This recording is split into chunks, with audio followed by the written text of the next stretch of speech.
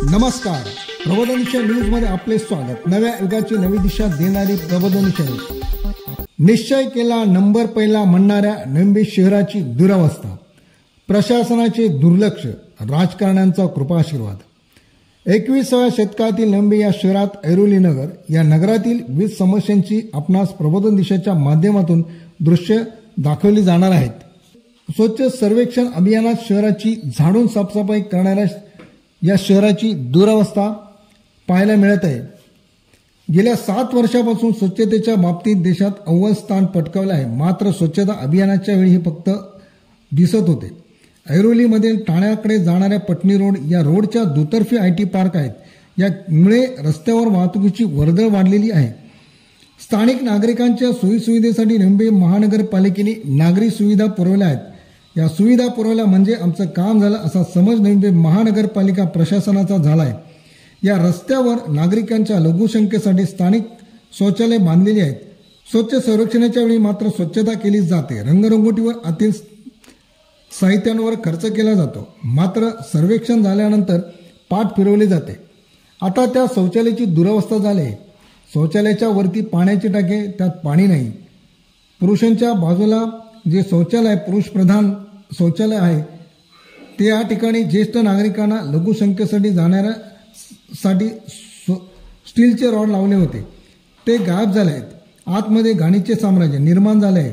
पाणी नाही, नळ तुटलेल्या अवस्थेत, वॉश बेसिन गायब, लाईट गायब, बाहेर हवा फेकणारा फॅन गायब, दुर्गंधी, यामुळे लघुसंख्येसाठी जाणाऱ्यांना नाकाला रुमाल लावून जावे लागते। बाहेरच्या बाजूला नामफलकाच्याही तीच दुरवस्था, महिलांसाठी असणाऱ्या बाजूंची सुद्धा तीच परिस्थिती झालेली आहे।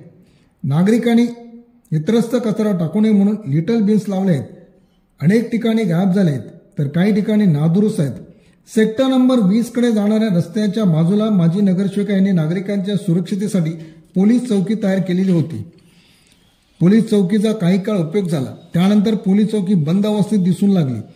त्या ठिकाणी अवैध नर्सरीने जागा घेतली, हे कुणाच्या कृपा आशीर्वादाने घेतली हे माहीत नाही, मात्र त्या पोलीस चौकीचा वापर नर्सरीच्या कुंड्या ठेवण्यासाठी केला जात आहे।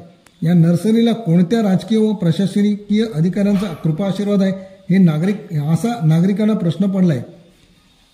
ऐरोलीतील प्रत्येक रस्त्याच्या दोन्ही बाजूला 4 चाकी वाहनातून अवैधपणे भाजी व फळांची विक्री केली जात आहे।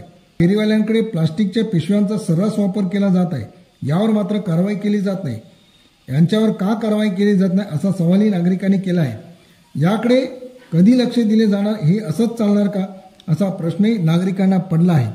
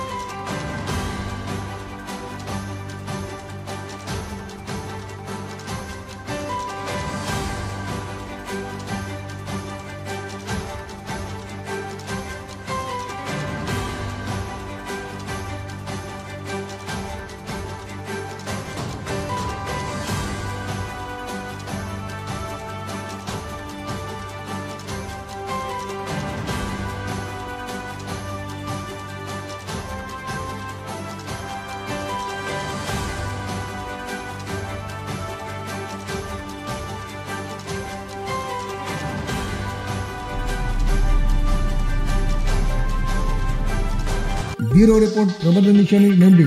पुढील बातमीसाठी अपडेट राहा। प्रबोधन YouTube चॅनलला सबस्क्राईब करा, बेल आयकॉन दाबा।